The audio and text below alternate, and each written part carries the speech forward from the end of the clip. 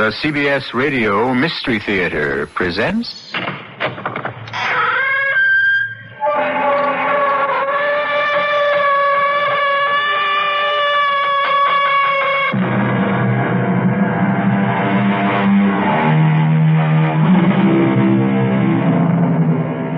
Come in. Welcome. I'm E.G. Marshall, bellwether of a fantastic flock that forms on these airwaves at this time and place. The presentiment of danger, the intimation of disaster, the uneasy, inexplicable feeling that something we cannot define is leading us into a catastrophe we cannot explain for a reason we cannot understand. A fragment of a dream that vanishes upon awakening. A wisp of an idea that eludes our comprehension and escapes our memory. Is this the way fate seems to warn us of our mortal peril? If so, it is like the warning of the rattlesnake. Too little and too late. You will soon commit murder, Lord Arthur. But this is monstrous. I have absolutely no intention. Look, I'm not a murderer. Oh, no one is until he kills for the first time. I tell you, I cannot commit murder. And I tell you, you can, and you will. I refuse to believe it. You're all alike. You all want to pry into your future, which you have no business doing. And when you see what fate has in store for you, you refuse to believe it. But murder? Yes, murder. What's so special about murder? People do it every day.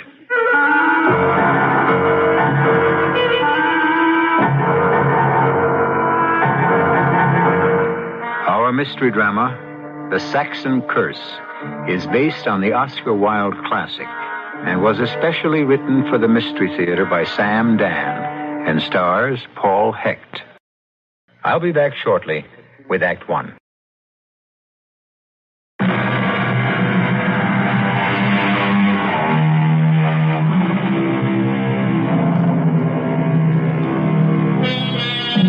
Today, things are tough all over. Even the very rich complain. They protest their wealth is being eaten away by ruinous taxes. They lament that their once sacrosanct watering places have been invaded by common folk. And most of all, they bemoan the fact that it's virtually impossible to find a decent servant. They may have a point. Quite possibly, they may have been born at the wrong time. They should have lived, say, in England around 1905, when rank had its privileges, wealth had its license, and the common people knew their place. Our hero is the youthful Lord Arthur Savile, a golden boy who lives in a golden time. Well, you naughty fellow, why haven't you been to see me all this time? Dear Aunt Clem, I never have a moment to myself. That's because you spend all your time with Sybil Merton. I cannot understand why people make such a fuss over getting married. I assure you, I have not seen Sybil for 24 hours. As far as I can make out, she belongs entirely to her milliners. How are you feeling? Dear boy, as you well know, doctors are of no use at all. They can't even cure my headache. Unfortunately, these wretched headaches seem to run in the family. You know the legend. There's an old Saxon curse leveled against one of our ancient Norman ancestors. Poppycock. You must come into the drawing room. I have a most interesting company. Oh, I didn't know you were engaged. Well, you needn't try to fit me in. I have Sir Matthew and Lady Reed. Sir Matthew Reed? He's the president of the Royal College of Physicians. Elected by mistake, I was told. But surely so distinguished a physician could come up with a cure for your headache. The more distinguished the physician, the more elevated the fee. And, of course, you must meet Professor Septimus Podgers. Professor Septimus Rogers? Podgers. Well, now, who is... You haven't heard of Septimus Podgers? But everyone knows Septimus. Except me. Professor Podgers is the celebrated chiromantist. What is a chiromantist? One who reads hands. Oh, a gypsy. Professor Podgers is a man of science. Oh, really? I must introduce you. He tells fortunes, I suppose? And misfortunes, too. Next year, for instance, I am in great danger. It's all written on my little finger. The palm of my hand. I forget which. But aren't you tempting Providence, Aunt Clem? My dear Arthur, surely Providence can resist temptation by this time. Now come. You must come in and meet my remarkable Mr. Podgers.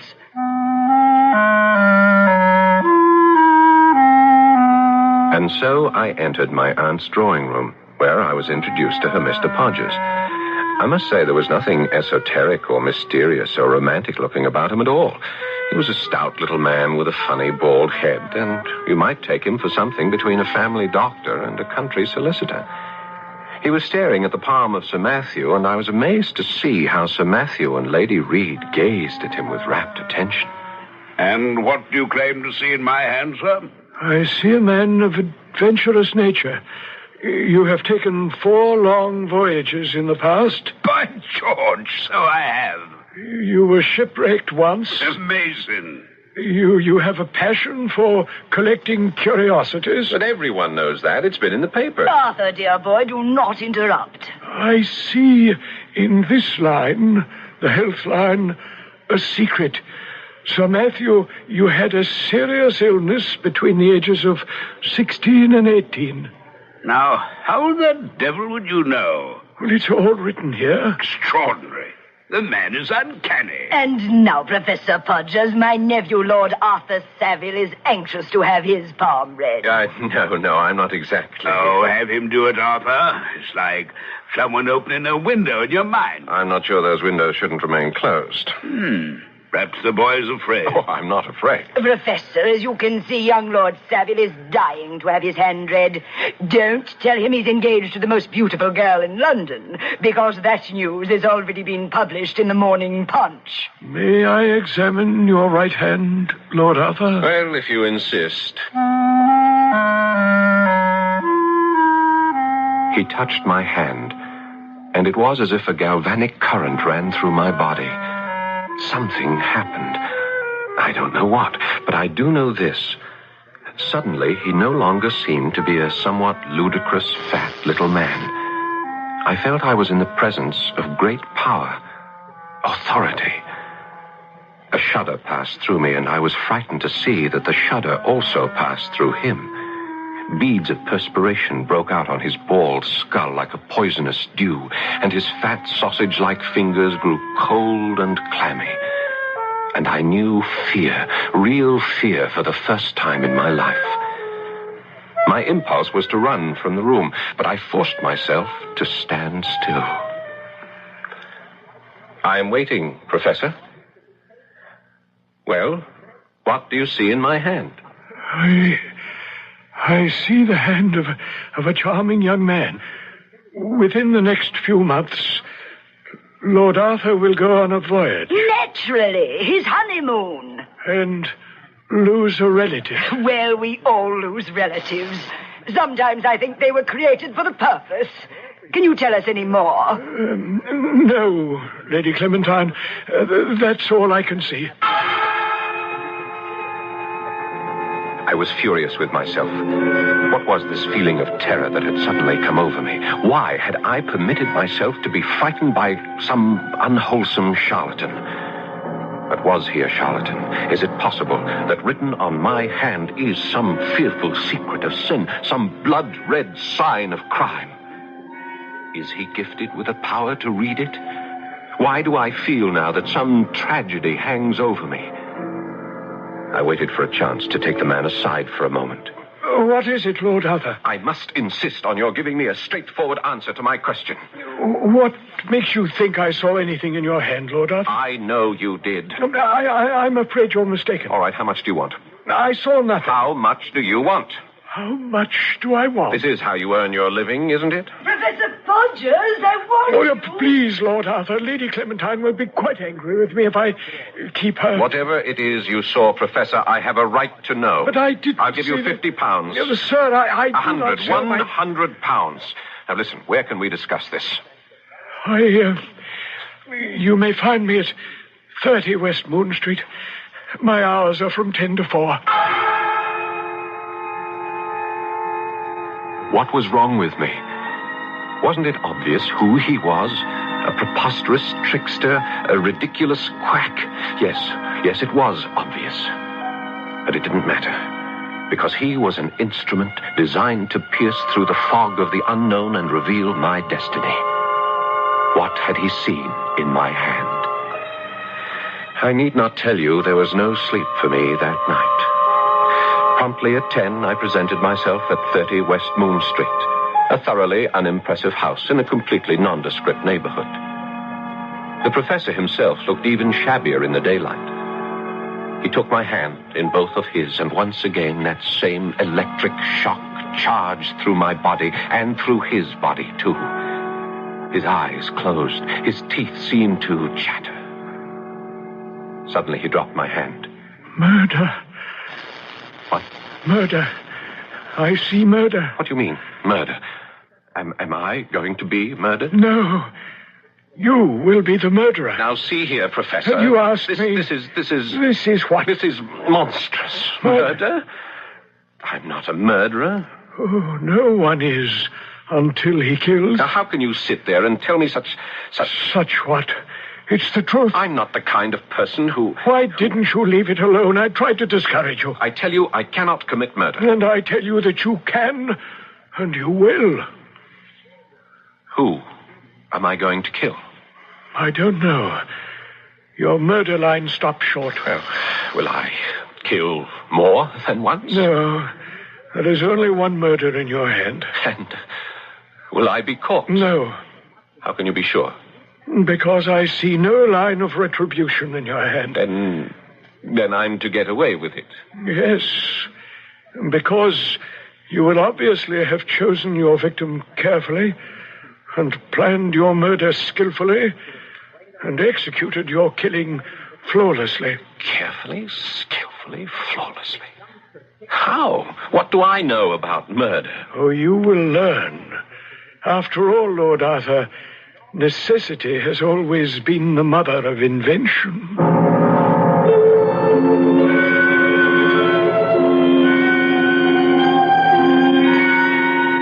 Than which truer words were never spoken. Of course, to our hero, Lord Arthur Savile, murder was something that usually took place only in the sensational newspapers. It was neither the pastime nor the preoccupation of a gentleman.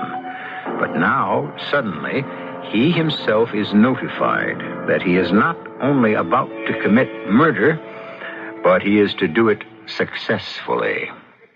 I'll be back shortly with Act 2.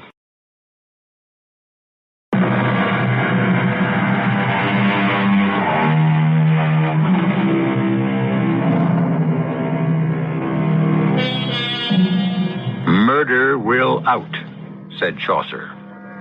Murder cannot be hid, said Cervantes. And murder, though it have no tongue, will speak with most miraculous organ, said Shakespeare. That is certainly a weighty consensus of extremely well-informed opinion. And yet, here we have young Lord Arthur Savile being cast by destiny in the role of a murderer, who will not only murder, but remain undetected. But why, Professor Podgers, why am I about to commit murder? That I cannot say. I have no enemies. No one hates me. Why? There must be a reason. I'm sorry, Sir Arthur. I can enlighten you no further. Now, wait. You saw 3 things in my hand. 2 of them you told me last night. First, that I would go on a voyage. Do you still see that? Yes. Second, that I shall lose a relative. Is that still to occur? Yes. And that I shall commit murder. Well, does that complete the list? It does, Sir Arthur. Yes. Now, how many relatives am I to lose? Just one. Just one? Quite so, sir. But I only have 2 relatives. 2? In all the world. There is just my twin sister, Pamela, and my aunt, Lady Clementine Beauchamp. Are you saying that one of them will die within the next few months? I am saying that is what is written. Well, which one? I'm sorry it doesn't say. But one will die.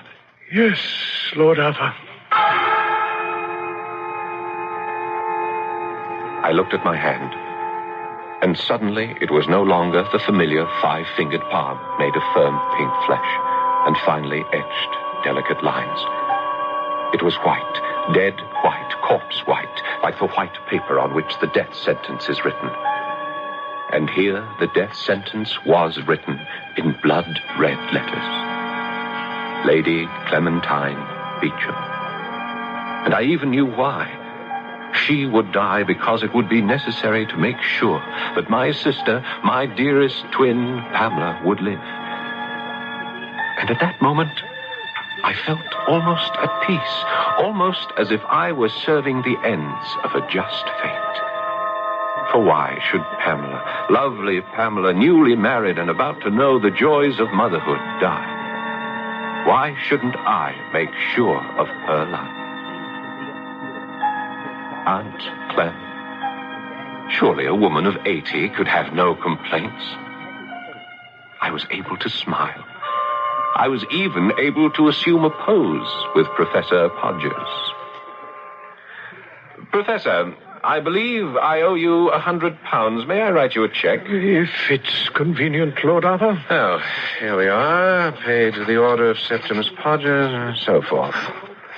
£100 is cheap enough for such capital amusement. Amusement? Yes, and quite ingenious. I enjoyed every moment of it. But I assure you, Lord Arthur, what I saw in your hand is the absolute truth. Yes, I dare say. Remarkably good show. I trust you're available for future entertainments, parties, and so forth? I am always at your lordship's service. And so I was committed to the killing of my Aunt Clem. But how to go about it? Direct physical violence was out of the question. I simply could not see myself assaulting my aunt. I would feel like a fool. That left one way. Poison. But what did I know about poisons?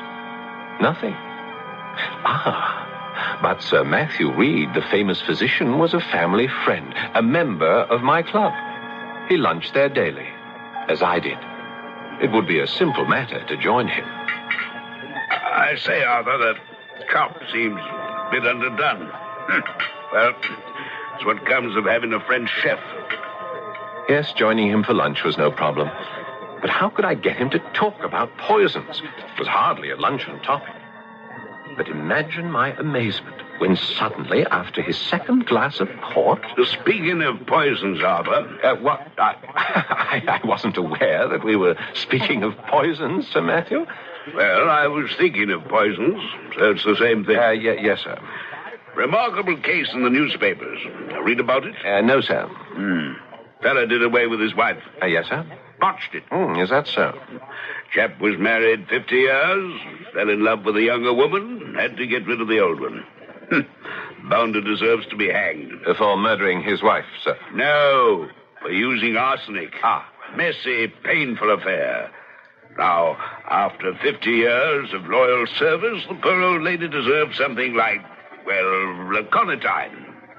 Aconitine, sir? Oh, yes. It's the creme de la creme of poisons. Swift. Takes almost immediate effect. Perfectly painless.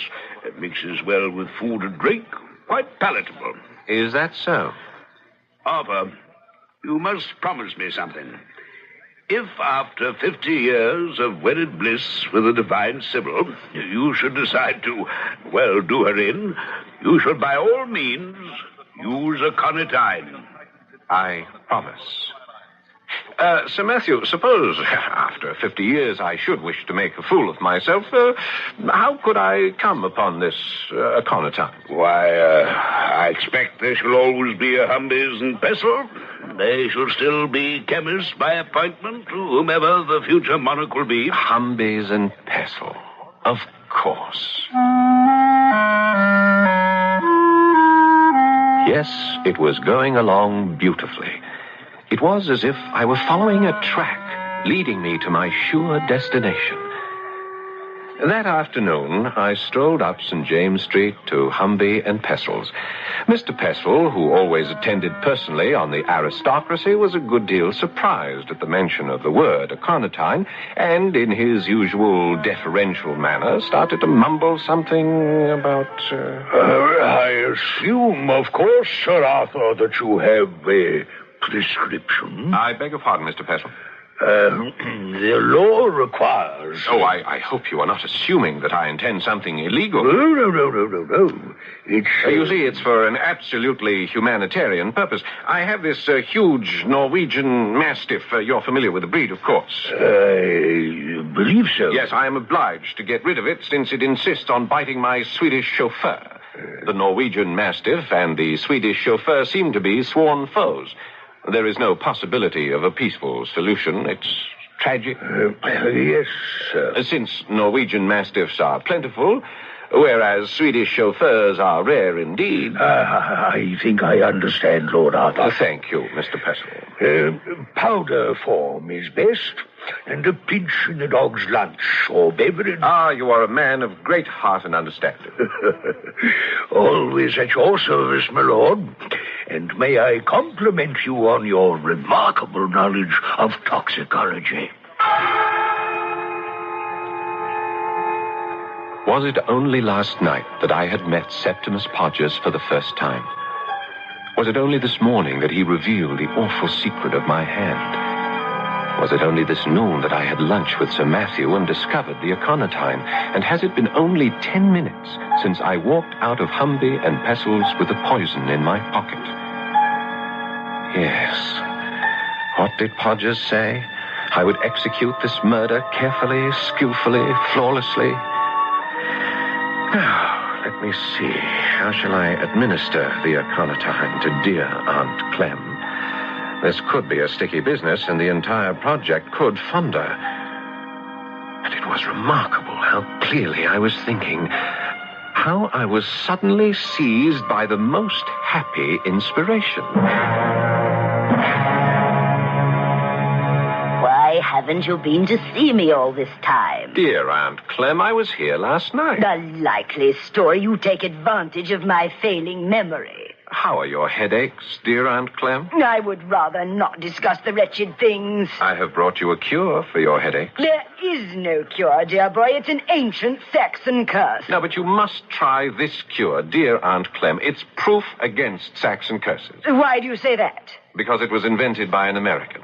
I assure you it's a perfect cure. You must promise to try it. It comes in this little box. The box is charming, Arthur. It's made of silver. Open the box. Carefully. It contains a powder. Take a pinch in a little bit of wine. Well, I'll try it right now. Oh, good heavens. No. You must do nothing of the kind. You see, this is a homeopathic medicine. If you take it without having a headache, it may do you no end of harm. Wait till you have one and then try it. You will be astonished at the result. Oh, I should like to take it now. The fact is, though I despise doctors, I adore medicines. However, I shall wait for my next headache. Oh, when shall that be? Well, I hope not for a week. I never know. But you're sure to have one soon. Oh, how sympathetic you are today, Arthur. Really, Sybil has done you a great deal of good. But now you must run away. I am dining with some frightfully dull people. If I don't get my sleep now, I shall never be able to keep awake during dinner. Well, goodbye, dear Aunt. Goodbye, dear boy, and thank you so much for the American medicine. Give my love to Sybil.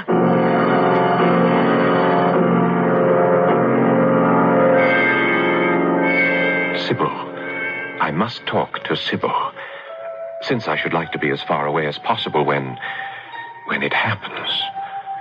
Of course. That's the voyage Podgers saw in my hand. I must take my leave of Sybil. But it's a month before the wedding. What excuse can I make? My dearest, I have a confession to make. A confession? Oh, no. Is it something serious? Oh, yes, it must be serious. Else why would it be a confession? I am willing to release you from your vow. Oh, this is... I have not told you everything. You haven't told me everything. What have you withheld? My dearest, I am a victim. A victim? A victim of fate? Of circumstance? Neither. I am a victim of severe headaches. Headaches? Oh, you poor boy. It runs in the family. My Aunt Clementine... Oh, I know. She told me.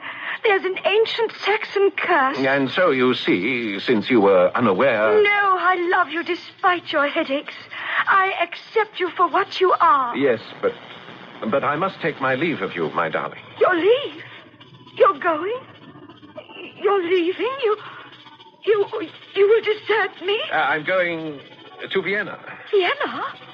But nobody ever goes to Vienna. There is, in Vienna, a celebrated doctor. A headache doctor? Well, a head doctor. Marvelous. And you're going to see him? Well, surely he can cure my headache. Oh, my darling. Go to him. Fly to him. You would not mind being neglected for 10 days, fortnight, perhaps a month. My dearest, I have so many things to do to prepare for the wedding. I shan't even know you are gone. There you are. See how quickly and efficiently the thing has been arranged? Step by careful step, my murder has been skillfully planned. And now, can there be any doubt that it shall be flawlessly executed?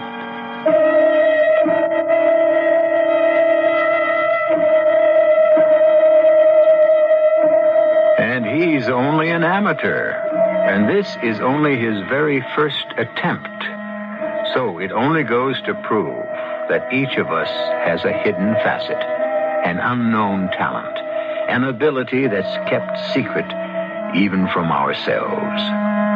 Does this mean that murderers are born, not made? Or does it prove that murderers are made, not born? Whatever it means, someone is going to be killed just as soon as I return with Act 3.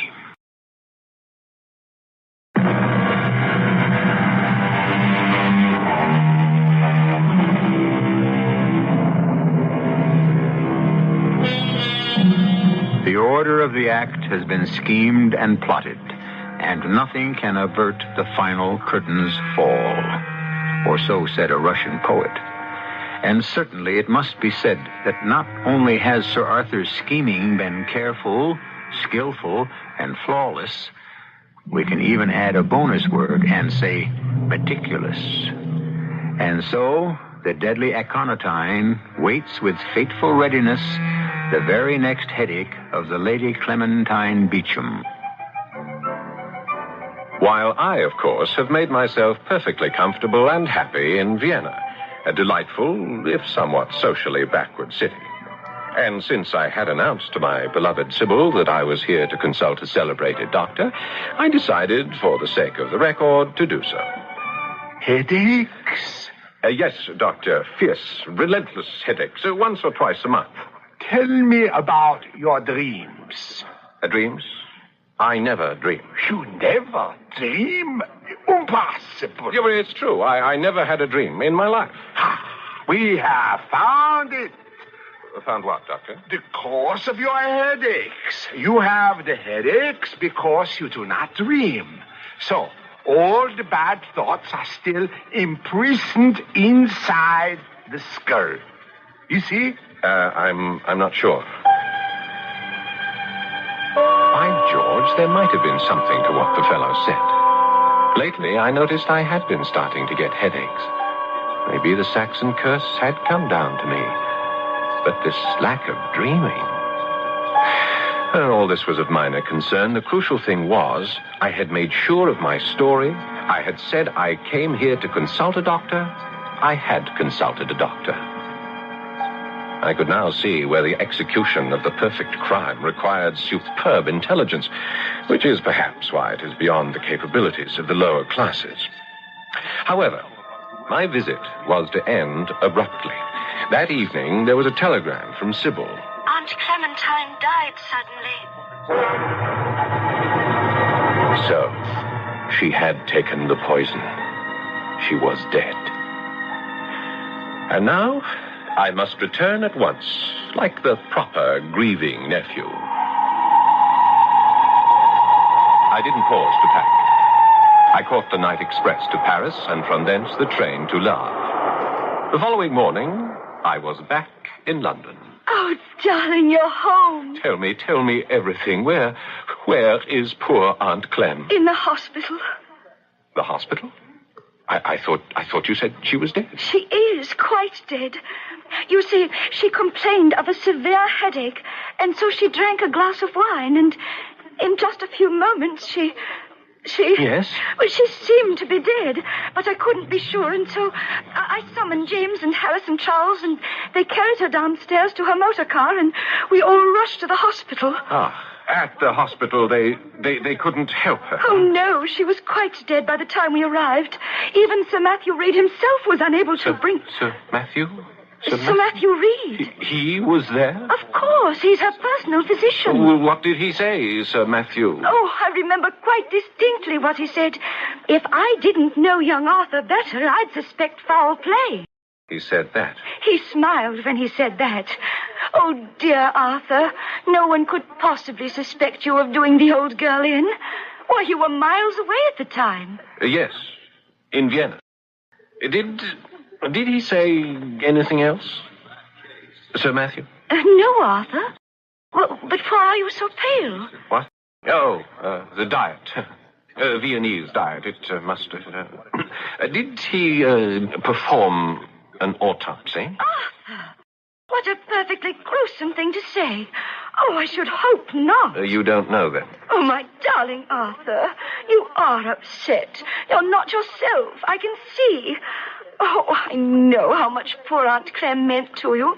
She was dear to me also, always giving me little gifts. Yes, darling, I should like to rest. Of course, my dearest. Rest. You must be brave. One does not lose an Aunt Clem every day. Why was I frightened? I had been assured that all would go well. There would be no retribution, that the killing would be carefully, skillfully, flawlessly executed. It was, wasn't it? Why was I so apprehensive? Podgers had assured me. Podgers. I must see him again. I must hear it from his lips again. He must read my future again. He must tell me that I shall not be caught. I rushed to West Moon Street. Here now. What you pounding on my door for? I'm looking for Professor Podgers, Septimus Podgers. Is he in? Oh, yeah, he's in. Well, then why doesn't he answer? Well, sir, you asked, is he in? And he's in all right, but he ain't in there. He's in jail. In jail? Oh, yeah. They come and carted him off about a week ago. Jail? Yeah. He had a bit of a confidence game. Get people to do all sorts of things and swindle them out of their money. How much did he take you for? Well, kiss it goodbye. You'll never see it again. I knew it. I knew he was just a common charlatan and thief. But he had the gift. The gift of what? Prophecy. But how did I know? Perhaps it was all designed to get me to murder my aunt so he could blackmail me for the rest of my life.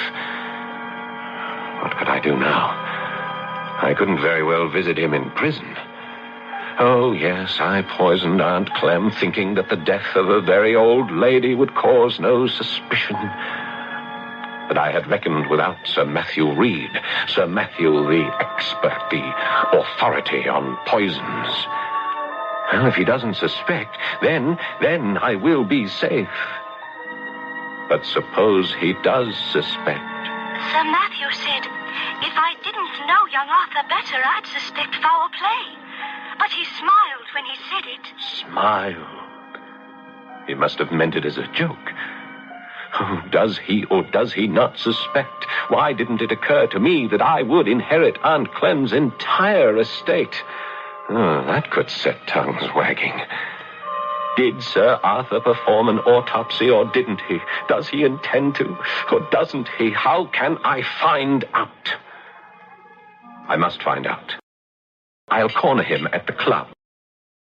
You'd think a French chef would know what to do with veal. I think it's the Italian chefs who specialize in veal, Sir Matthew. The French more or less concentrate on beef. Comes of relying on foreigners. Damn shame about your Aunt Clem. Yes. What do you suppose was the cause of her death? I don't know. I Can't be sure. Ah. Do you, contemplate doing an autopsy? A lady of that age? Well, she can die for any number of reasons. Resistance low, heart not too strong. Old people die because they simply give out. Yes, and she simply gave out. That has been my initial diagnosis. However... What is it, Sir Matthew? Just talking to you has raised a rather interesting point. What did she die of, specifically? Well, does it matter? In science, everything matters. That was a good idea of yours. Idea? What idea? That I perform an autopsy? I did. Sir Matthew, do you intend to perform an autopsy? I don't know. It depends upon my schedule. If I've no surgery in the morning, I might just, and then again, my boy, I never make plans. Did he know? Was he playing with me? Does a person who has been poisoned by aconitine show definite signs? Was this a game? If it was, then I have lost, for Mr. Pestle will certainly remember selling me... Or will he? After all, they are the busiest chemists in London. Mr. Pestle always struck me as an absent-minded type. Well, only one way to find out. Lord Arthur. Good day, Mr. Pestle. I was wondering if you might suggest a remedy for the gout. The gout? Aren't you rather young to be troubled by the gout, Lord Arthur? Well, yes, but it runs in the family, so when it attacks me in my turn, I intend to be ready for it. Well, we have here a stool, and one elevates one's foot. Excellent. Yes, thank you. I'll take it. Well, I'll have it sent, Lord Arthur. Thank you so much. It's so good seeing you again. It's been a long, long time. So it has. No. Weren't you in here a fortnight past? Was I? Well, it seems to me you bought some, aconitine. Yes, for your Swedish chauffeur. Oh, no. For your Norwegian mastiff. It must have been a fortnight. Well, I could look it up. It must be very careful, you know, to record the dates of all poison purchases. It's the law. A most commendable statute. Well, good day, Mr. Pestle. I was lost. Only a miracle could save me. But the age of miracles is past, gone, vanished. I shall be charged with the murder of my aunt. I shall be tried, found guilty, and hanged. And my head, my head. My poor head is splitting. Your Honor, I do not ask for mercy. I ask only for understanding. I killed my aunt to save my sister, my dearest twin sister, at present living in Canada, in order that she should continue to perpetuate. Arthur, darling, wake up. I only acted according to the command of fate. Arthur! Sybil, what? How did you get in here? Hastings called me, said you were in a frightful shape. Nightmares and whatnot. My head. My head is splitting. Poor boy, the Saxon Curse. The Austrian doctor was of little help. Nothing can help. Oh, you must never say that. Here, drink some coffee. A hot cup of black coffee. No, I don't like coffee. Oh, it's black. I know. I put in plenty of sugar. Won't make me feel better. It will, I promise you. Here, drink it. All right. Now, isn't that delicious? Oh. Sybil, I must make a confession. Oh, no, you're exciting yourself. I poisoned my Aunt Clem. Oh, you did nothing of the sort. I did. I gave her poison. Poor boy, you feel so badly about her death. You've been having nightmares. I tell you, I poisoned her. You did no such thing, and Sir Matthew can prove it. Sir Matthew? Of course. He performed an autopsy on poor Aunt Clem this morning. What? Death was due entirely to natural causes. That's wonderful. I feel lightheaded. Completely. Oh, then it worked. The medicine worked. What medicine? Aunt Clementine's medicine. In this little silver box. That box? That silver box? It's the box you gave her. Sybil, did you... Which has the remedy, the American headache remedy. Sybil, no. Oh, how peaceful. Oh. How calm you look. It works. The remedy works.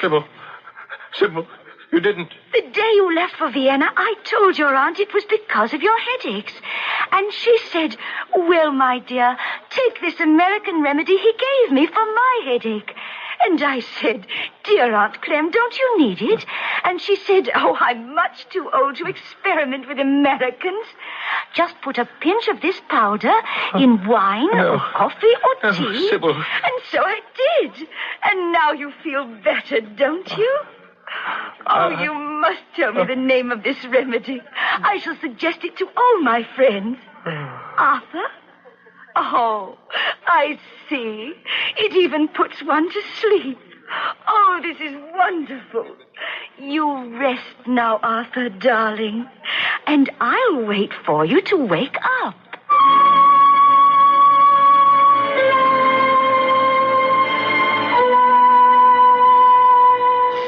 As you might assume, she had a very long wait. Well, whatever you want to say about Professor Podger's prediction, his 3 basic forecasts did come true. Lord Arthur lost a relative. He did go on a voyage. And there was a murder. Not that Sybil was ever tried for it. I'll be back shortly.